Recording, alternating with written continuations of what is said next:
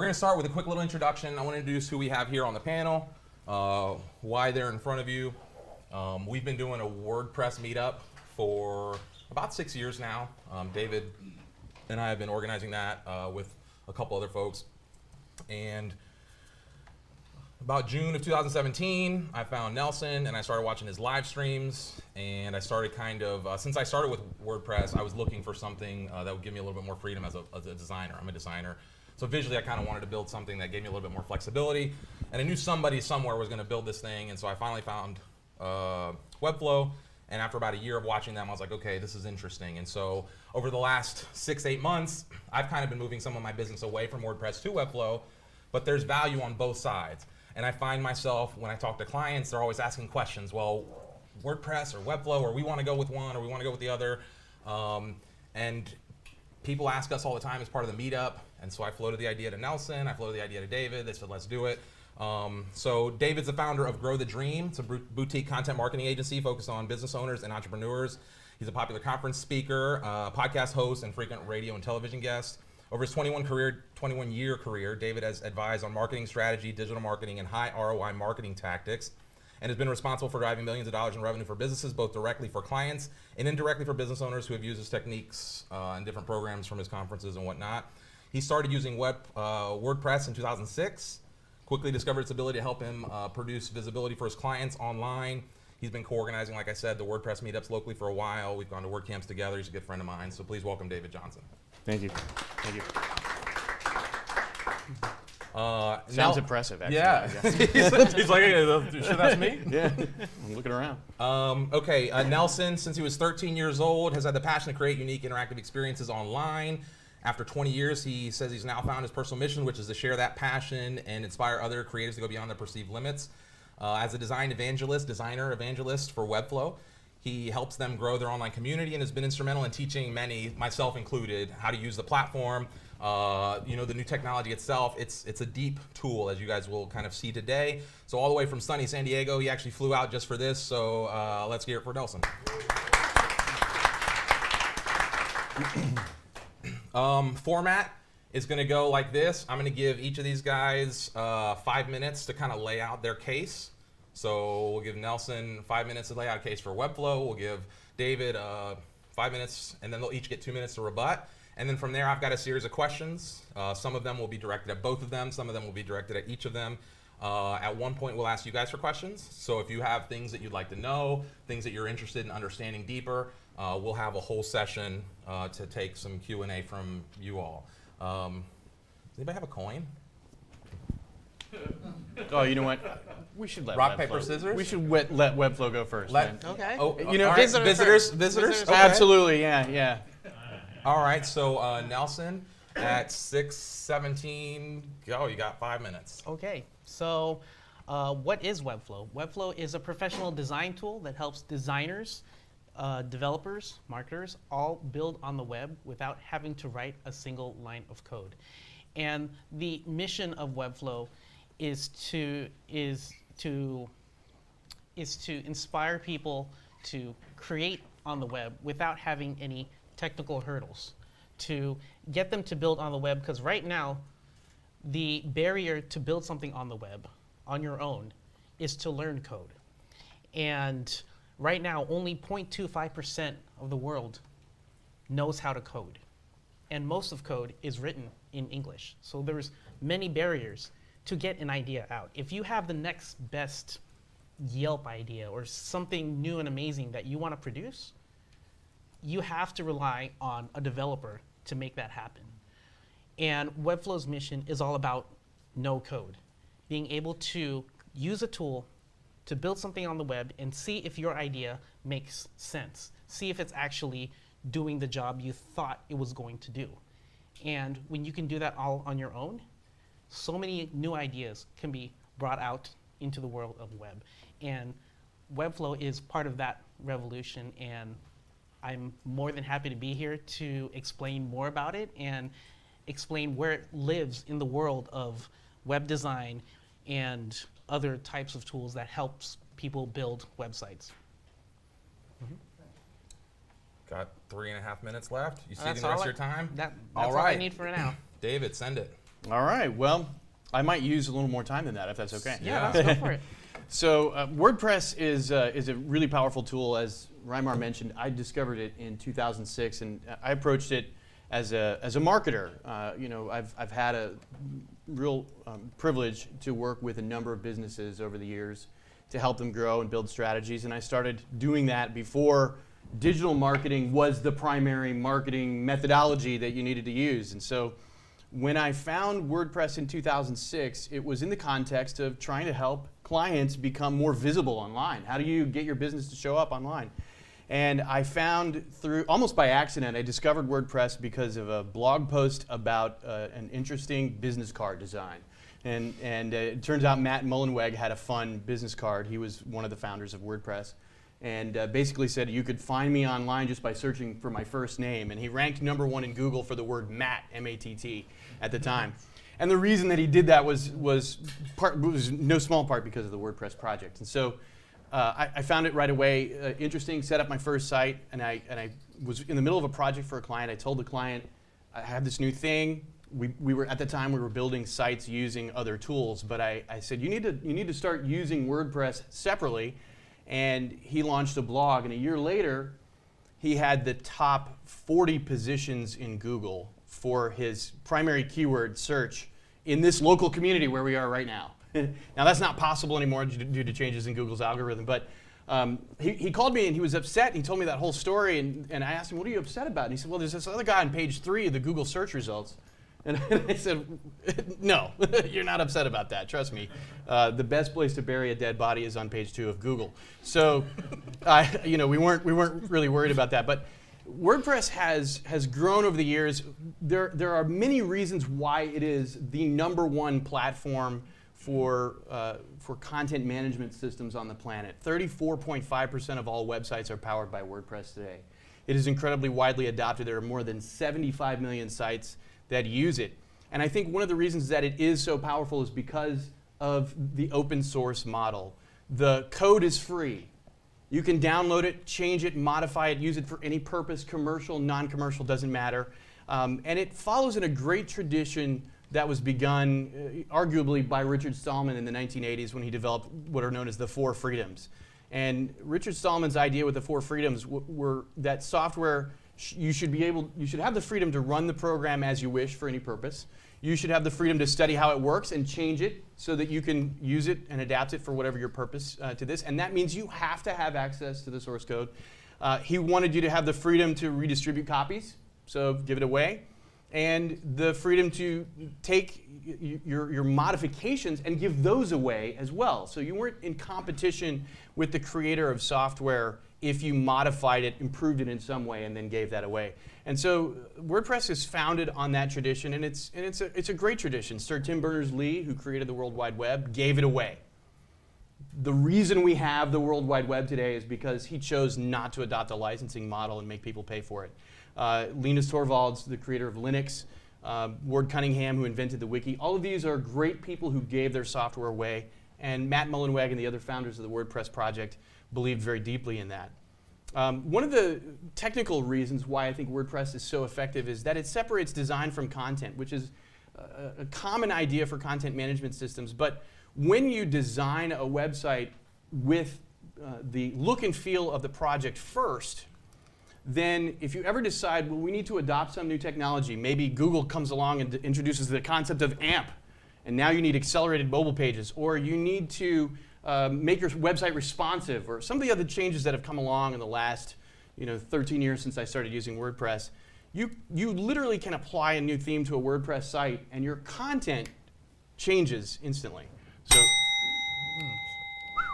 That's loud, dude. 5 minutes goes by quickly. I was just getting started. You can just tell us, man.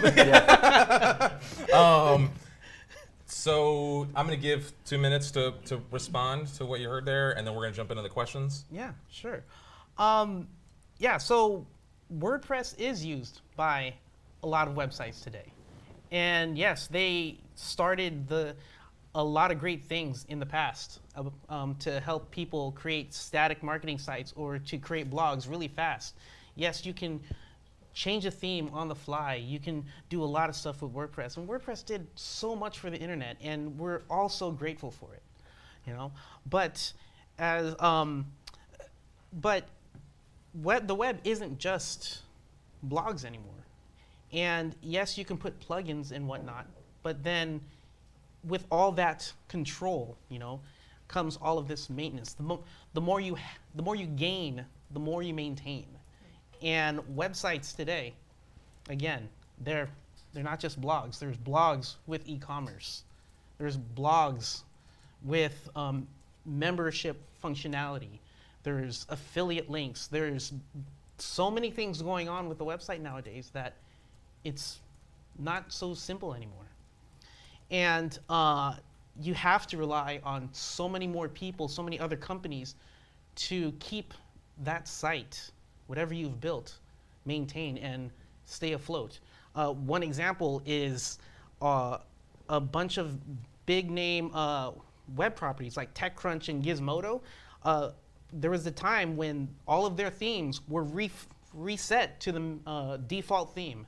And this one plant, I think it was a plant, became a meme at that time. It was because like all these popular websites had it, you know? And so these things can happen. And so you have to pay big money to all these different companies to make sure that that doesn't happen. Also, the flexibility. Cool. No, that's all good. Okay. I want to stay kind of in that line of content management, and I want to kind of stick on that. And so we're going to carry into the next piece with some of that, so you'll be able to flow through. Because really what we're talking about in both Webflow and WordPress is people are looking for containers with which to store their data, to store their information, right? And the easier you can make that container, you know, and the more versatile you can make that, the more people are going to come, right? And so let's talk about content management from the ground up. We'll go with David first this time. WordPress was obviously founded as a CMS. Nelson alluded to it. It started as a blogging platform, and to this day, everything inside of WordPress is essentially a custom post type, right? Which allows you some flexibility to create those custom post types, but you're still dealing with some handcuffs. Whereas in Webflow, you've essentially got the ability to create your data scheme in whatever you want, right? You can create your own content structure, if you will. So biggest problem is you can't take your Webflow CMS with you. WordPress you can. And so talk to me a little bit about that. Obviously you mentioned in your opening statements, speak to the strength of being able to manage and own your content, but the limitations of being kind of stuck inside of this thing that was you know, started as a blogging platform. Sure, and it really did start as a blogging platform. So the early days, we didn't advise anybody to build a website with WordPress. You just ran it along with your website, or you added it on. And of course, once custom post types became available, it became possible to do just about anything in terms of data structure. And if you are willing to add a plugin to your site, then there's no limit to the number of data points, data fields, data structure, complexity that you might want to, you know, that you have the ability to use if you wish. So it has, you know, the ability to handle. I don't see too many limitations anymore in terms of the flexibility of the data within WordPress. The only place I would say is that out of the box, an average user cannot, right? So like you have to have a plugin to create a custom post type or something like that. But the beauty is that there are the plugins, right? So there's this enormous ecosystem, some of which are free, some of which are paid. I mean, there's a $10 billion commercial ecosystem now built around the WordPress community. And if you can dream up a use for something on the web, you can find somebody who's either built a plugin or is working on, you know, that idea. And so while a brand new user may not be able to create that flexibility themselves, it's readily available. And I would argue that many WordPress site owners never need to touch code at all, even though certainly having the ability to modify code can increase the flexibility, you know, or can maybe decrease your costs. I would agree that there's a certain amount of sophistication and complexity that comes with the newfound capabilities that WordPress has gained over the years. And it is more difficult now to maintain and support a WordPress site. But I think we should be careful not to conflate the WordPress.com hosting environment, which is where TechCrunch and all those other major sites were located, because none of my sites were returned to the default theme that day, right? Yeah. They were WordPress VIP clientele. And the fact of the matter is that I can spin up a droplet on DigitalOcean for $5 and install WordPress in a matter of a few minutes, and I don't have to be reliant on anybody else to manage my content. And the idea that I would be unable to take my content management system with me is, for me, a really, it's a deal breaker.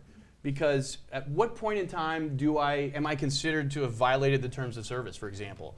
Do I get deplatformed from my own website because maybe something that I said in exercising my freedom of speech doesn't align with the value structure of the company that owns and runs that content management system? Well, with WordPress, I don't have to worry about any of that. I can deploy my copy of WordPress and do whatever I wish. And I'm not looking to be offensive, you know? But I mean, we've seen some really hairy situations where platforms have to make decisions about who should be allowed to say what. And I don't have to worry about that with WordPress. And that's a value that I hold very deeply, that kind of freedom. Okay, 3 minutes to Nelson to talk about content management as it relates to Webflow. Why is Webflow stronger in the content management space? Well, in content management, we're talking about the actual CMS platform itself. Right. And so when it comes to creating a very custom, unique data structure inside of Webflow, again, you don't need to code. You don't need a plugin. You don't need to figure out what servers to use in order to maintain all of this stuff. And so with the Webflow CMS, you can visually create a database, or what we call collections, and bring that into your theme, or what we call the Webflow designer, all without coding. And you can customize everything about that, and it's so flexible that, again, you don't need to use a single line of code. And on the other side, what makes more important is the ease of use for your clients. When you go into WP admin, the actual UI to maintain the site, it looks completely different from your main site. And so when you publish something, you have to double check. Does that look right? Did I do it right? Did I break anything? And there are times when clients can break a theme because they accidentally clicked on the HTML button inside of the WP admin and they weren't supposed to. There's so many plugins out there that, yes, you can use, but when you're using let me back up to the CMS. So the CMS editor for Webflow is that the client looks at their site, and if they can click, they can maintain their site, because all they have to do is hover on a piece of content, they change it and press publish. No FTP, everything's on the cloud, everything's backed up, all automatically for them. And so there's less ways for them to break the actual design or layout of the site. As far as plugins go, there's too much bloated code out there, especially with free plugins. When you want to install one thing of the plugin, but you have to get the whole kitchen sink. You have to get the whole kitchen install that. And so adding more bloated code adds more load time to your site, which then is also lower scores on SEO. And yeah. Cool. You got a minute to rebut if you want it, David? Sure. I mean, point taken about the WYSIWYG editing idea. It doesn't exist in WordPress. There are many efforts that have been made. Gutenberg is one that's a step in that direction for all WordPress sites. But then, of course, as you mentioned, you can add on all sorts of visual builders. And so there are lots of ways to build visually if that is really important for someone to do in the WordPress world. And I would argue that if a user wants to modify a professionally created Webflow design, and so you build a site, you hand it off to the client, and now they're going to run it. I would argue that there is, while I may not need to code, I probably do still need a pretty solid understanding of concepts like divs and padding and margins and other sort of HTML related ideas. And maybe I'm not writing code, but there is a threshold of knowledge that's required in order to design in that world. And as a WordPress designer, if I wanted to hand a site off to someone, I can do that in a way that doesn't require that kind of knowledge. Let's keep going on that. and I'm gonna come back to you here on integrations and flexibility, because we mentioned plugins in the last one, and that's one place where WordPress really shines, right? If I had to, throw some shade on Webflow right now, it would be the lack of kind of extensibility, even though you can do some of that with the API and through Zapier and through some of the integrated tools, but they don't have anything like the WordPress plugin marketplace, which is hundreds of thousands of plugins that you can just add functionality to your site with one click. Why does that matter? Why is that powerful? Well, one of the reasons that I think it matters greatly is that, again, getting back to the idea of open source software, is that the people who are creating this tech are the people who use it every day.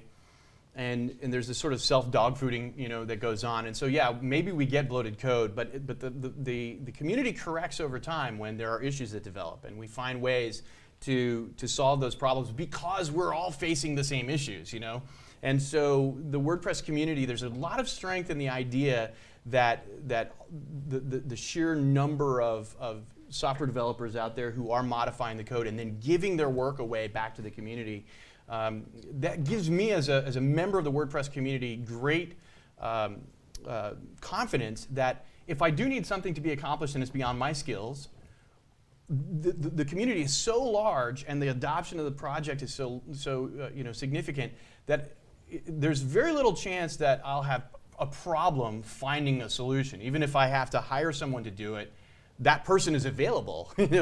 I can find them. Is that a function of having a head start as WordPress, and they're just way ahead in this? Because I got to imagine at some point, Webflow's thinking, we could build plugins and we could do some of that, right? And then what stops every WordPress plugin from saying, let's jump and do a thing over here? So is that just a function of maybe being early to the dance here? They certainly have a head start. There's no question about that. But I think the open source model is something that we can't ignore. And the fact that all of the code is open for inspection, and that if I want to get involved in a project where, let's say I'm a plugin builder and I need to add a functionality of some kind to a website platform. If I add that functionality to a closed source system where the future of that website and that plugin and now my business, my livelihood is dependent upon the management skills at the head of a company that I have no control over, then I have to really weigh whether or not that is something that I want to bank on, right? We've all seen really reliable, stable companies go under. And it isn't to say that it can't happen in the open source community.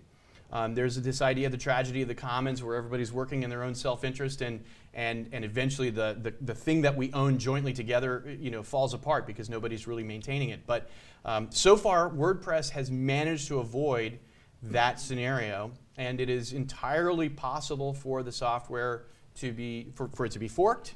And if we don't like the direction that it's going, you can fork the project and take it in a new direction. And that's one of the things that has occurred already in the WordPress community. And so I think if I'm a plugin developer, that's one of the things I really have to consider.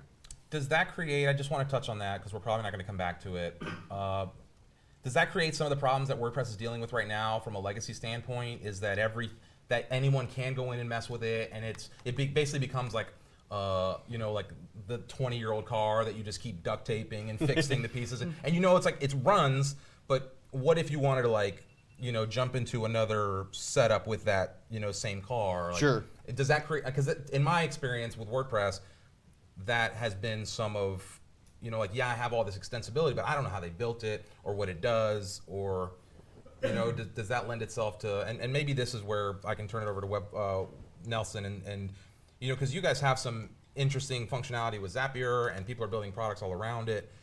So talk to me about what makes Webflow. How do you compete with this plugin marketplace? How are people overcoming some of these things with Webflow, and what say you to the open source nature of being able to control and manage some of that? Yeah, so I'll start with, so the plugins. And yes, WordPress has a lot. And they have a huge community of developers who are making plugins and supporting plugins. It's amazing, and that's what helped people save time when they're making complex sites. And they don't want to jump into the deep dive of code to make their own. Webflow does not have a plugin marketplace, but it's been said by our CEO many times that we will have one in the future. And opening up that door is something that I equate to the Google Play Store or the Apple App Store. You know, it's still closed. Both of them are still closed. But instead of anyone just putting an app out there or a plugin out there for any platform, there has to be some sort of gatekeeper to make sure that every line of code is clean. Every function makes sense for the user. And so when they put it onto our plugin marketplace, I'm envisioning, and this isn't official or anything, but I'm envisioning that we're going to have some sort of system where someone submits their idea for a plugin and shows us their code. We'll scrub through everything, and once we give it our sign of approval, we'll give it out to the world so they can just drag it into their site and style it however they want. We've already done that with our own internal plugins with nav bars, tabs, sliders, light boxes, dynamic light boxes, Google Maps, and even reCAPTCHA. You can just drag that in, and it works for you. If it can be that easy, and you can view the source code at the end and say, okay, it's clean, then there's nothing to worry about. As far as so that's when it comes to Webflow being closed, I equate it to that, where we're just like the first iPhone. It's new and shiny, and people don't know what to do with it. But you have to hack around it to make some sort of lightsaber app or a flashlight app back in the day when there was no app store. But when it comes out, and hopefully sometime soon, which will be amazing, we would see a lot of developers come to us with their ideas, because we want to open those doors too. But we want to make sure that there are no viruses, there are no malware, that we are confident enough to give it our seal of approval. And that's what I hope for the future of this platform. But yes, as far as the Webflow community goes, there's a way in Webflow to share your website link, and people can inspect it inside of Webflow and see how it was built and actually manipulate your site without saving it So everyone in the community helps each other out, and it's a global community, and we're just getting started. Boom, right on the buzzer. I actually want to talk to a little bit of that, because I was hoping you were going to bring some of that up as an answer to some of the open source stuff, because the code is maybe not open source at this point, but they're doing something, Webflow, in my mind, in the design world, that hasn't been done to this point, that I think is really interesting, and I'll be excited to see how people take that. And that is the ability to copy and paste between projects, share clonable sites. So for instance, I just built a membership site the other day, and it's out there in the ether. You could, with one click, copy, clone it, and now that site's yours. And with one click, now you have that environment. You don't have to build anything. You don't have to write a theme. And so maybe people aren't sharing the code nuggets, but that's been a popular thing in the development world for a long time, is somebody writes a snippet, a plugin, a JavaScript, something or other, and they share that on some sharing site, some GitHub, some wherever. They kind of give that to the world. And that's happening now in the design world in a way that has never really before been possible. And people are sharing design in open source ways. And I think that will be interesting to see how that plays out, because it's impressive functionality to be able to like something on this page, copy it and drop it into the other page and have it work perfectly without having to, is the theme compatible, is the plugin compatible? And so just maybe showing a little bit of my bias here, but that's one thing that I've gotten excited from the Webflow side, that kind of answers to the WordPress thing. But I also have some serious hesitations about the limitations and the whole thing not being open. So with that, let's jump into privacy and data, right? Which seems to be a really big concern these days. You hear things going on with Facebook and Google and blah, blah, blah. Everybody's after your data, right? And this gets back to the beginning that I talked about. What we're looking for really is containers to store our data, right? Because before we can stop the social networks from owning our data and monetizing it, we have to first create a buffer that allows us to control access to that data. And the best way to do that right now is through some kind of website. WordPress, Webflow, Wix, Squarespace, etc. The debate can be had on any of those. But these are going to be kind of customized, these questions. So I have a question for David and a question for Nelson. I'll start with Nelson. Data portability is a growing concern, and predatory platforms have time and time again abused their users' trust. WordPress is open source and allows me to own my data from the ground up.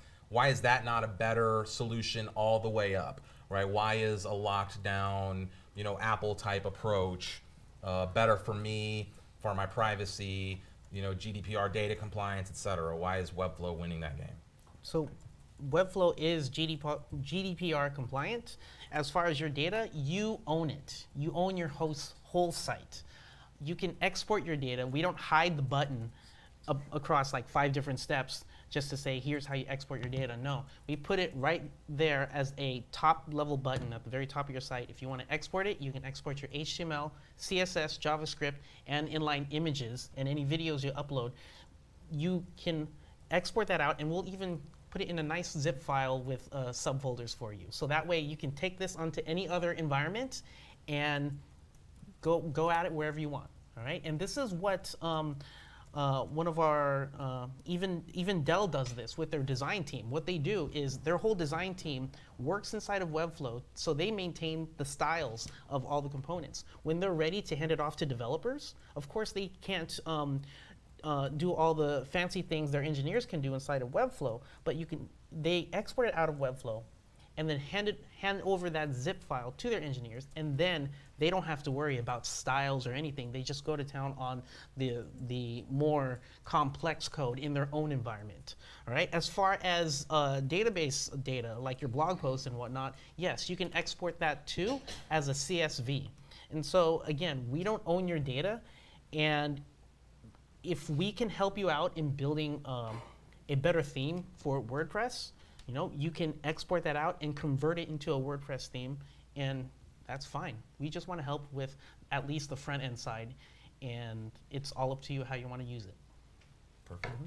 3 minutes. Oh, actually, no, I have a different question for you. I'll give you a minute if you want to respond to that real quick. That's okay. No, we're good.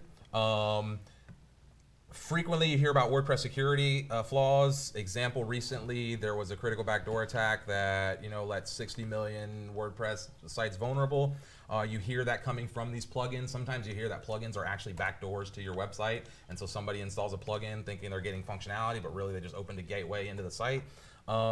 So what is WordPress doing to address some of that? Because I know they're talking about that at a higher level. They're trying to address some of that. And why is it not smarter to have a system like what Nelson's talking about, where there are some checks and balances, and you still have the ability to walk away with, the nuts and bolts of your data, your content? Sure. Okay. So there are security flaws, and just like all of us get updates on our phones and our computers, the WordPress team is working hard to keep WordPress core secure, and so we get automatic security updates. We have for quite a while in terms of security. Where the plugin market comes in, and it is true, you might install a plugin from some shady Russian, and I'm not picking on the Russians, but just wherever it might be, could be an American for that matter, and end up with problems. And so there's actually a similar set of checks and balances in the WordPress community to help protect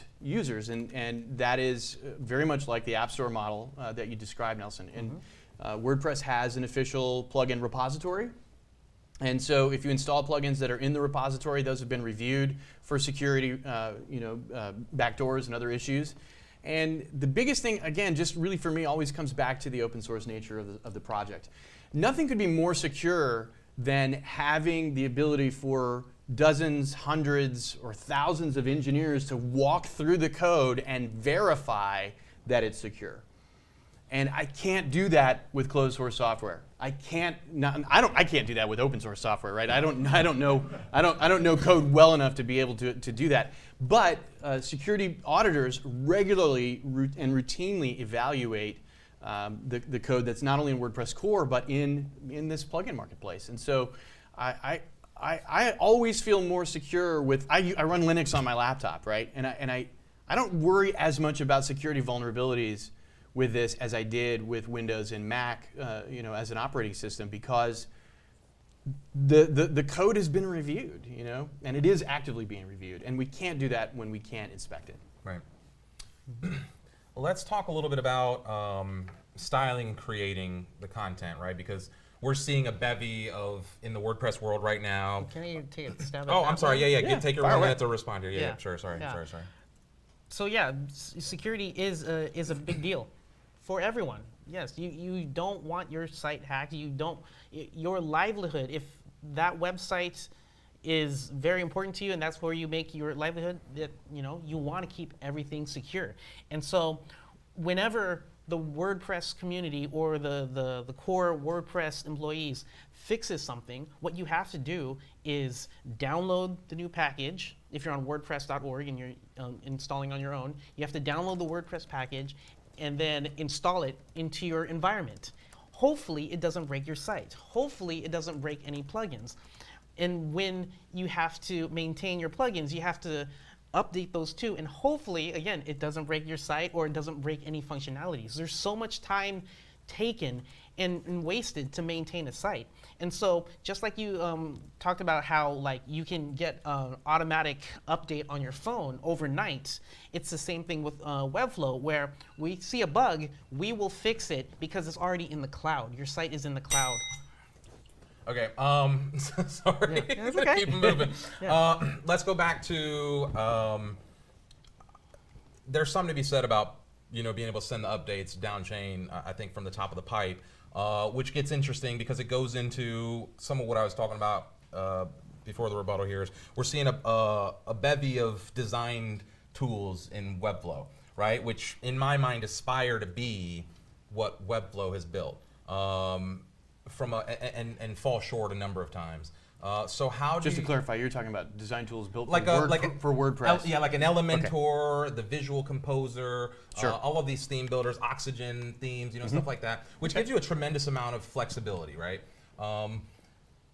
What's going on? Talk to me about how WordPress is kind of addressing that, because that's what people mostly want, right? They want to be able to build a page that they think looks good and not have to worry about the guts on the back end, which is why some of these are gaining popularity. So, Sure. So talk to me about what WordPress is doing in that space. How are they making it easier for people to build out some of these experiences? Well, as you pointed out, there are a lot of developers who are building visual tools that allow you to drag and drop, and you have a true WYSIWYG or a nearly true WYSIWYG opportunity. What you see is what you get, in case from the acronym, geek acronym here. There's a trade-off though, and the trade-off comes in that if you give users the ability to drag and drop, in the back end, on the back side of that, there does have to be processing in code and other things that happen. And frankly, using one of the third-party visual building tools that are available for WordPress sacrifices, in my mind, one of the pure aspects of the WordPress project, which has to do with the separation of design and content, which we brought up earlier. And so, while it is possible to use some of these drag and drop builders with WordPress, in my mind there is a trade-off, and it can be difficult. So at the end of the day, it comes down to what's going to be most cost-effective and cost-efficient for a given project. And so I continue to come back to the simple idea that if I don't have to pay licensing fees for the software, and I have ready access to an entire universe of people who know how to code and do the things that need to get done, then there's a cost efficiency built into that ecosystem that I benefit from and will continue to benefit from moving forward. Can you got a minute left on your time here. Can you talk a little bit about Gutenberg? Because Sure. WordPress is trying to address some of that internally, Sure. right? And so can you maybe Yeah, absolutely. I'll give you 2 minutes here. Yeah, the Gutenberg project was a revamp of the editor that launched in late 2018, so just it's coming up on a year old. And it's designed around the idea of blocks, which is that I can take a particular content type and I can load it and drag it around and do different things right inside the WordPress editor without the need for a visual builder. It has some limitations in that it only affects the content inside the page or the post, right? So it doesn't affect the headers and the footers and some of the other things. There's a lot of development work that's being done to allow Gutenberg to have more of an impact on the rest of the content. But at the end of the day, WordPress is still built around a theme, which is that there are certain common elements that are replicated across either the entire site or at least across many sections of the site. And the team that's behind Gutenberg has worked really, really hard to give us some more sophisticated, easier to use drag and drop and visual tools. It's got a long way to go, and there are trade-offs with that as well.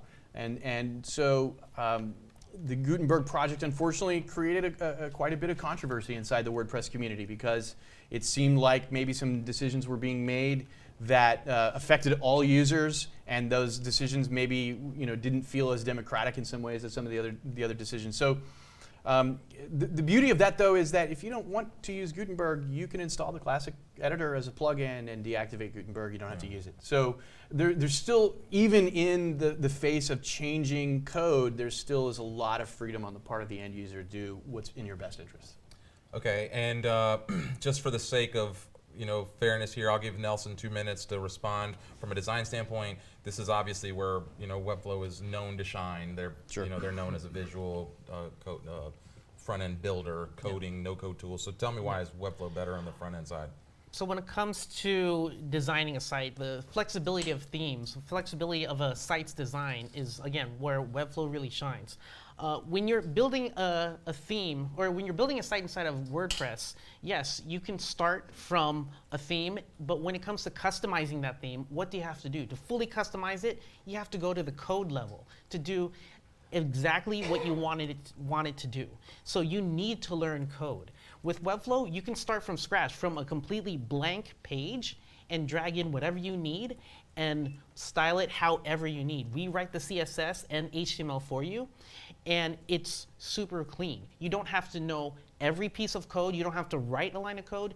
You just need to know the fundamentals of code, okay? And so you can also add in interactions and animations that you would usually use jQuery or a plugin to create whenever you want to do something like a preloader, parallax effect, or even some way to zoom in and zoom out of a page while you're scrolling down.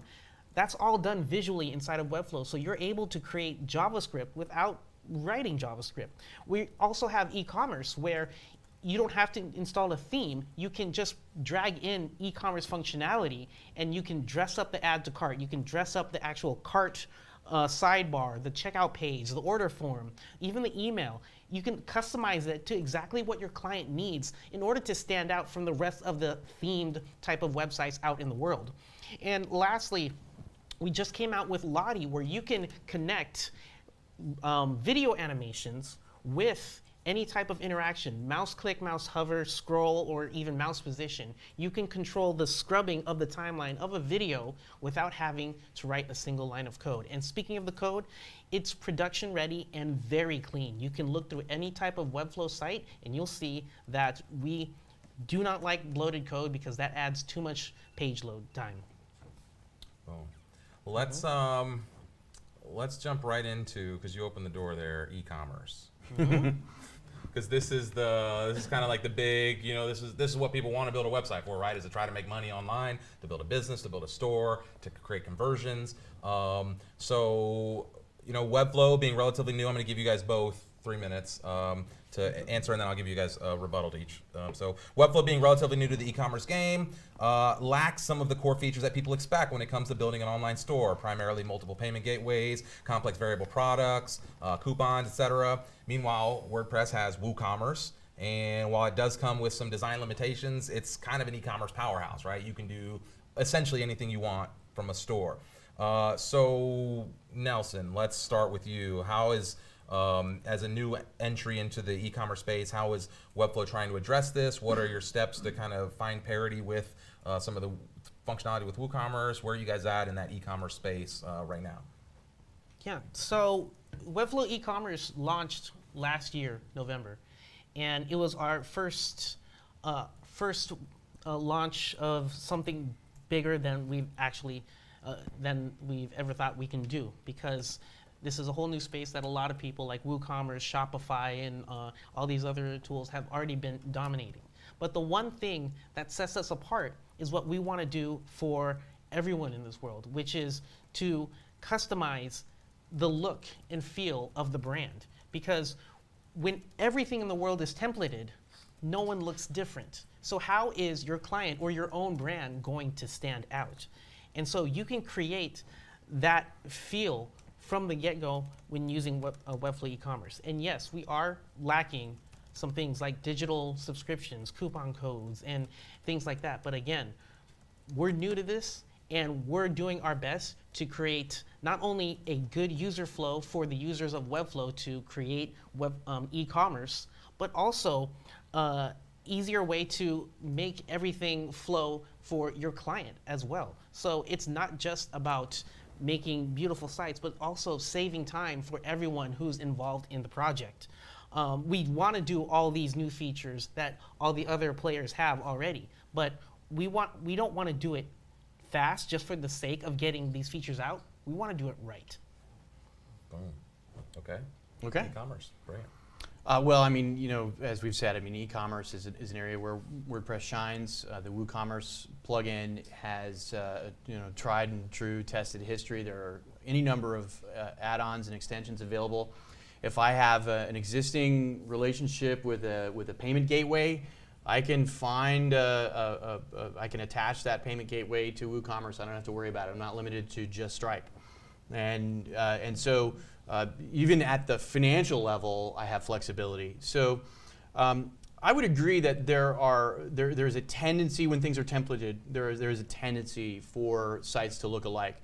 But I think, especially in the area of e-commerce, the user expectation comes in, and I get concerned about giving a business owner who's not experienced with e-commerce too much design flexibility, because they tend to hide the add to cart button, or you know, or do things that they don't realize that damage the user experience. And so again, I'm not championing the idea of templating, but I think that that there are some sort of guardrails that exist to some extent in that set of limitations that maybe exists from a design standpoint. And again, I don't see them ultimately as limitations, because there are a number of, like for example, my team and I have been using the Divi theme for a little while now, and we've got a lot of front-end design capability with that theme, and tremendous flexibility with WooCommerce. So if we want to change the color of something, branding, styling, and so forth, we're very quick at it. I don't know if an end user would be, you know, super quick at it. Maybe perhaps the way they are with Webflow, but we have a lot of ability there, and I just can't reiterate the number of possibilities that exist. If I want to push out fulfillment of my projects to Amazon for fulfillment by Amazon, or do some kind of back-end processing after the order is placed, like, we've got the ability to connect WooCommerce to literally anything on the planet. I mean, so that API is incredibly powerful, and it certainly is a function of the head start that WordPress has to a great degree. And I'll be interested to see where Webflow goes with e-commerce. Yeah. Rebuttal? Yeah, you brought up APIs, and one of the things about the no-code revolution is not just about Webflow being able to create and build things on the web without writing a single line of code, but it's also these other tools are also doing that as well. If you've heard of a tool called Zapier, and we have an integration with Zapier, where if someone buys something on your e-commerce store, instead of writing API code, you can just connect to Zapier, send that data to Zapier, and Zapier will then send it anywhere else. You can send it to Google Sheets, you can send it to your MailChimp, you can send it to Salesforce, whatever you want to do. And also, on the other side, you can send data from one platform to Zapier and then back to your Webflow site and have it published, that data published live without you having to do a thing. And so there's a lot of stuff we're doing with the no-code revolution that that we're trying to help people build on the web, you know, for all your e-commerce and CMS type sites. And so it's a way to save time so that you can focus on your business, which matters more than making your site. Cool. I have a quick rebuttal. Yeah, on that, I've got if you to don't take a minute. I love Zapier. Yeah. I'm a certified Zapier expert. Nice. And we do a tremendous amount with Zapier. So I'm a huge fan, and you can connect, you know, your WordPress site just like your Webflow site to over 1,500 different apps. Yeah. And so that flexibility exists. But this week I had a client with a particular need, and they were using WordPress as the middle of a component, had attached a bunch of stuff to Zapier, and the Zapier integration for WordPress did not allow them to do what they needed to do in WordPress. And in this particular case, they needed to be able to delete a post when a trigger happened from some other external app. They needed to be able to reach into WordPress and delete a post. And in 15 minutes, because of the robust API that WordPress has, I was able to produce a custom integration between Zapier and WordPress and give that person that capability. And I hope no one ever has that capability because it's a very dangerous capability. But in any case, Delete all. Delete but the that's the message. beauty of open source software with a well-documented API. And I know that you guys have an API, and that is getting a lot of time and energy. And I want to just applaud you for that. Perfect. I have one more, and then we're gonna give closing, and then Q&A. So do you guys? Does anybody have questions? Should we just jump into? Let's do. I'm gonna do my last question here, and then we'll jump into QA, and then we'll let these guys give a little closing, and then we'll wrap. The biggest thing, the last thing that I want to talk about that I think is a big thing is hosting and performance. Page load times. Everyone's looking at speed. Everyone's looking at how fast is this page load. Google's got their AMP. Facebook's got their instant pages. There's all sorts of options for hosting with WordPress and even with Webflow, because you can export the code and do whatever, but Webflow's hosting is pretty robust. So WordPress is notorious in the web design world for quote unquote cheap or affordable hosting and bloated code, although not all WordPress hosting is cheap, but these are in quotes, right? Because people say these things, and bloated code. But optimized environments have been proven to perform well. You also get options baked in from Google for Google AMP, or with WordPress, for Google AMP and Facebook, so you can get some of these plugins that kind of do some of that work for you. With WordPress, while none of those options exist with Webflow, however, Webflow's hosting is enterprise grade right out of the box, and in my experience has blown anything I've ever built with WordPress out of the water. I've never gotten 100% page speed scores with WordPress, and I have with Webflow. And that's kind of out of the box. So I guess my question, and we'll start with, who answered the last one first? I think I was rebutting last time. All right, so let's yeah. go, David. Yeah.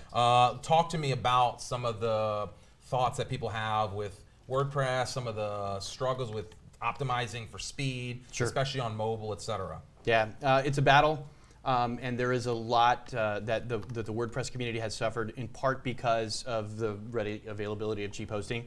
And it does come down to you get what you pay for. I haven't compared pricing models between some of the more performant WordPress hosts and Webflow. I was about to Google that when you asked me the question, so I don't know, how the pricing compares. But I will say that there are many powerful managed WordPress hosting options now that take away a lot of the maintenance tasks and also provide significant speed enhancements. Just this past week, Google created a WordPress plugin because they wanted to generate a lazy load functionality, which is also available in any number of other WordPress plugins. But as Nelson pointed out, sometimes you install a plugin and you want one feature and you get the kitchen sink or the entire kitchen. So the fact that Google said, hey, we want to speed up the web. How can we do that in a really effective way? They chose to just build a WordPress plugin, and guess what? If you install that plugin on your site, you get the benefit of all of Google's engineers and their ability to help speed your site up. So I think it is a constant battle. We're going to have to continue to work on performance where WordPress is concerned. And yes, if you go crazy installing plugins because you want every feature known to mankind, you will end up with bloated code and slow load times. I think that could also be said with jQuery and JavaScript interactions and user goodies and candy and eye candy and stuff could also have a similar effect. And so I think if we turn somebody loose without any idea of what their objectives are, then they can create a mess on either platform, I would suspect. Yeah. Cool, Nelson. Got 2 minutes. Yeah. Send it. So Google, about Google making a WordPress plugin, to me, what I hear, I haven't dived into this much, but what I hear is Google wants to speed up the web because they know WordPress is widely used. And if you want to look at a website, you want to make sure that it loads fast. And so they're trying to do WordPress a favor and come on, speed it up. So, okay, we'll do it ourselves, So that's how I feel about that. But with Webflow, we already minify your HTML, CSS, and JavaScript right out of the box. You can add as many interactions as you want, but please don't add too much because that's bad for everyone's eyes. Truly. But that all references one JavaScript file that we've created, and we've minified that as well. We also, right out of the box, have responsive images. So when you upload an inline image, we're already scaling that down for all different breakpoints. And for background videos, we already optimized that one as well. As far as site speed, we give you the speed of fastly.com, which hosts a lot of different websites and has a lot of different points of presence all around the world. And so when your user is looking at your website, depending on where they are, they're going to get the fastest speed because it's going to search for the server nearest them. And also, all of your sites are backed up on Amazon Web Servers, so you gain that enterprise level security. So if something happens to Amazon Web Servers, something's more important, well, something's going down in the world more important than your website. So you get all of that out of the box, and all you have to do is press publish. There's no FTP, there's nothing you have to worry about. You don't have to worry about what kind of server you're using. You just press publish from Webflow, and you save so much time doing that. Boom. Did you want to take a minute to reply? Or? I'll just say two things. There's a Fastly plugin for WordPress, and it was just last week that Amazon lost people's data for the first time that I ever remember hearing about in S3, and that could happen to anybody, of course. You know, I mean that's a brutal scenario. But if you need redundancy and you need speed, those options are available. Perfect. Okay, with that, I want to slide into Q&A from the crowd here. Does anybody in the audience have a question? If you wouldn't mind, just for the live stream, we have 40 people watching on the live stream. Could you just come over to this mic in the middle here and say your question into the mic? It's right in the middle of the, yep. Okay. I'm a traditionally trained illustrator, artist. I've been in this business for 40 years. And when I first started, it was all about paintbrushes and pencils and, you know, drawing your stuff, taking it to a photographer, getting chrome shot. That world's gone, okay? The print media was everything. That world's gone. Nowadays, artists like me and artists that are functioning are basically, the cyber world is our print media. It's everything. I've been building websites for 25 years. Okay, I go back to Dreamweaver and writing the code, and when WordPress first came along, it was pure blogging, you know, and I've seen it become something that's just mind-boggling. But any architect that's worth his bones doesn't just draw a building. He knows what's going on underneath the hood. He knows where that plumbing's got to go, where that electricity's got to go. Just like if you're designing automobiles, you got to be a mechanic too. And I think I've never heard of Wordflow before I got this email about this meeting tonight. But it sounds to me like it's a visual builder. And I see a visual builder and I see, like, what's the purpose? Because you're not learning anything. You know what I mean? What happens is you get addicted to these visual builders, and then it gets taken away or something happens. So what's the question here? Well, my question is it a visual builder and nothing else? Nelson? We call it a visual development tool. You can call it a visual builder. And yes, in the past, there was tools like Dreamweaver or Microsoft Front Page, which I started with. And Same here. Good times. Yeah. And yes, you still need to learn code, right? You still needed to learn code to use those. Obviously. In Webflow, yes, we don't shy away from saying you need to understand the fundamentals of web design. You need to understand how HTML and CSS work together. You need to understand the box model. But beyond that, it's a visual way to learn. As kids, we were never taught, you know, like exactly like here's what this block is supposed to do. No, we're all visual learners as humans. We play with things in order to learn it. We're very hands-on. And there's other creative industries where visual aided tools helps us grow and evolve in those creative industries faster. For example, Adobe Illustrator. Instead of having to export an SVG so it can go on the web or something, back then you would have to use PostScript or something. Now for 3D animation, you can have Cinema 4D and your subject is on the screen and you can just spin your subject, add new points of light, put some values, but you still need to understand the fundamentals of whatever industry you're on. And to me, Webflow is a tool to help us evolve faster.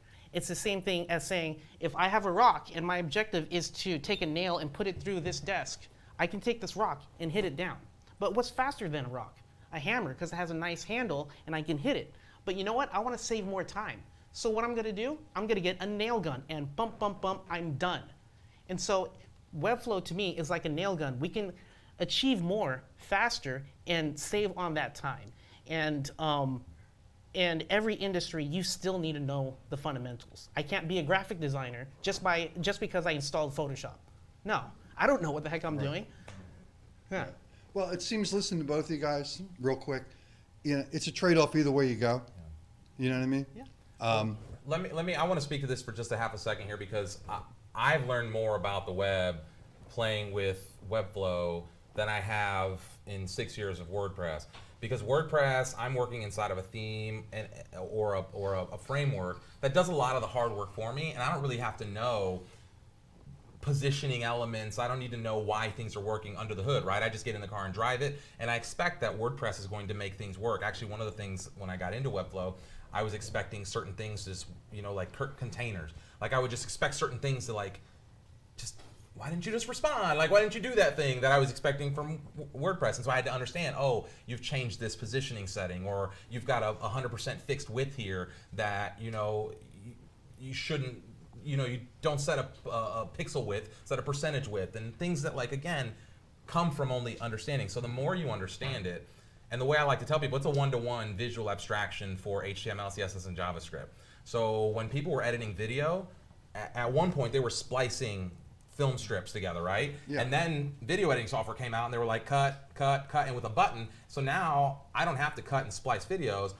I still don't have to know how to do it. And the better I am at that, maybe the better I use this tool. Same thing for a number of things: architecture, engineering, 3D modeling, graphic design. Like, I used to have to, as a draftsman, manually draft, whereas now I get into AutoCAD and I do it all digitally.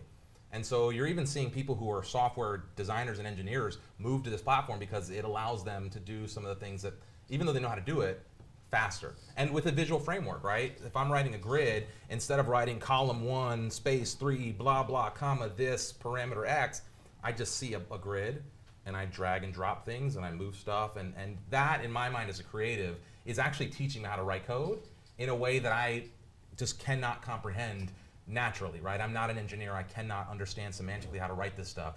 But that doesn't mean I don't understand how it works or that I couldn't build an engine. Right. And why I get so excited is because they've given me the tool to understand how the motor works. And now I can build some really amazing cars. And so to answer your question, I think you actually learn more by diving into a tool like this because you're actually working with the components of the web themselves natively. And then I'll give David some time to answer. Yeah, I mean, I'm clearly the moderator's biased here, so no, I actually think that someone with your illustration and design background, I think that you'll be dangerous with Webflow. I really do. At the end of the day, part of what this, like you said, there's a trade-off. There are pros and cons. At the end of the day, it comes down to what you really value. And if you value the ability to take the thing that you see in your mind and translate it to visuals very quickly, I think you're going to love Webflow.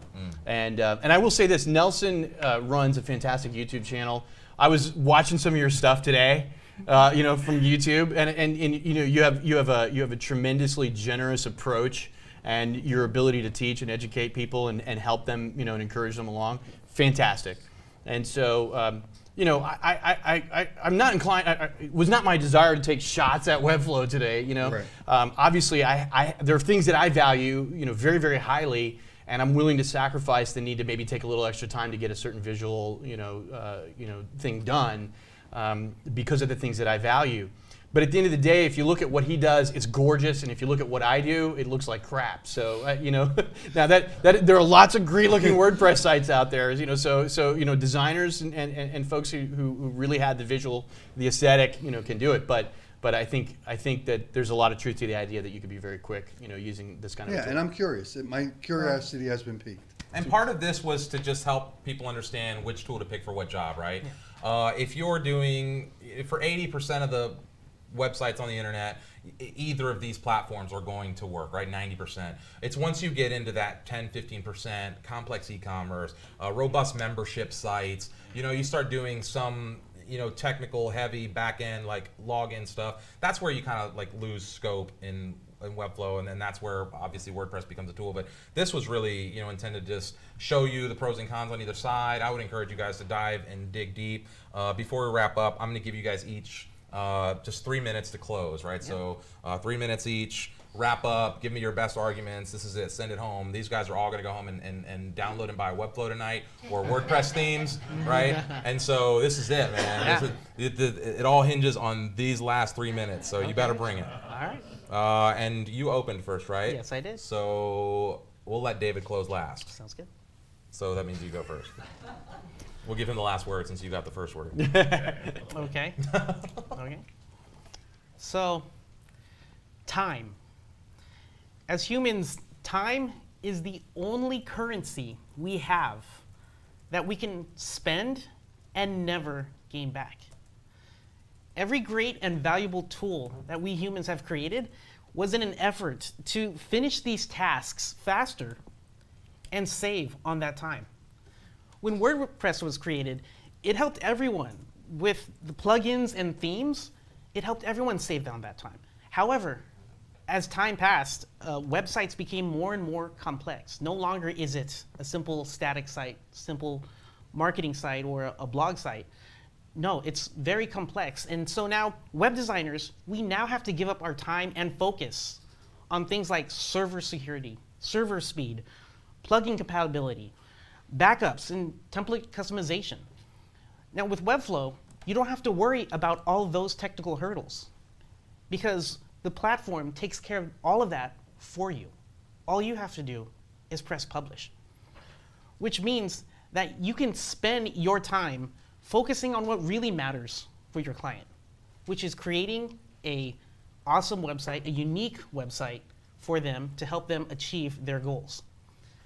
Now, with that said, I want to thank everyone for being here, and again, thank you for your time that you spend with us.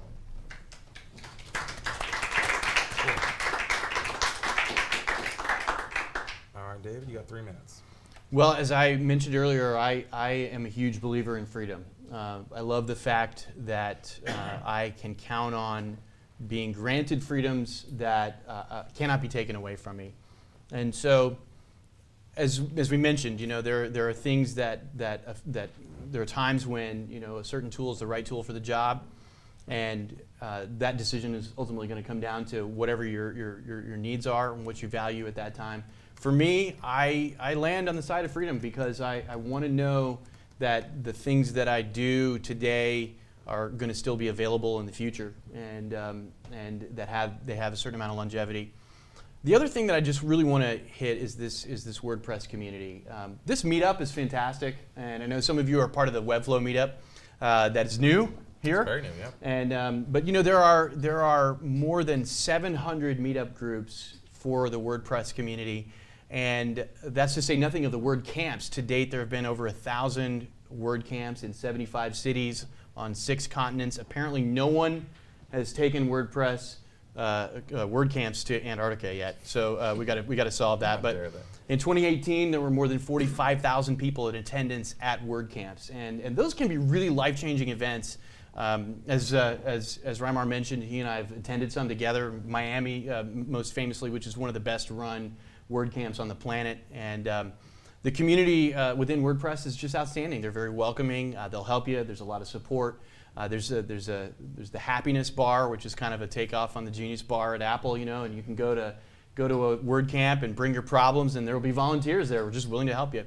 And I know that the community at Webflow is thriving and growing and getting there, and I'm excited to see that. At the end of the day, I think that we have some really great tools, and I just have to say, what a time to be alive. I mean, the ability to democratize publishing, or to democratize how is it phrased in Webflow? We want to democratize the web. Democratize the web. All right. Well, I mean, I think there's a lot of shared value.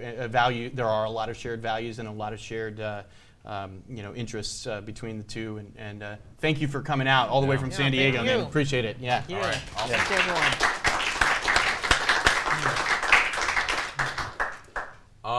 Okay, that is, unless there's anything else from the crowd here, I want to thank everybody that joined us online. You guys didn't see it, and I probably did a bad job of acknowledging this, but we had almost 40 people the whole time with us live streaming. And that's not even counting Facebook. We had another 10 or 15 on Facebook, so we add that in here. We've reached almost 100 people with this event today, which is great.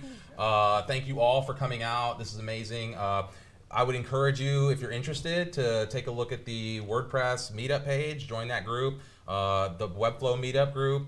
There's a to toot the. Your time is up. Yeah, my time. to toot the Webflow horn. There's a no-code conference coming up in November. I'll be attending that. Nelson will obviously be there.